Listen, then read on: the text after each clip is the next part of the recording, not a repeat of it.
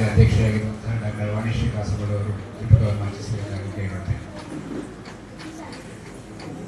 ಗಡಿನಾಡಿನಲ್ಲಿದ್ದರೂ ಬಿಡನು ಕನ್ನಡವ, ಕನ್ನಡವೇ ಎನ್ನೆದೆಯ ನಿತ್ಯ ಉಸಿರು. ಆಡುವೆನು, ಪಾಡುವೆನು, ಕಲಿಸುವೆನು, ಕಲಿಯುವೆನು ಮಲಯಾಳ ಜನರಿಗೂ ಹೊನ್ನುಡಿಯನ್ನು.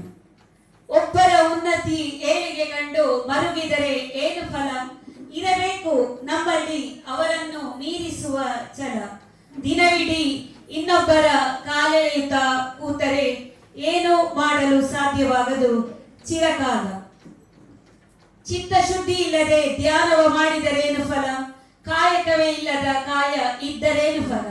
ಕಷ್ಟಕ್ಕೆ ಮರುಗದಿರುವ ಹೃದಯವಿದ್ದರೇನು ಫಲ? ರಾಗ ದ್ವೇಷಗಳ ಮರೆಯದೆ ವಿರಾಗಿಯಾದರೆ ಏನು ಫಲ?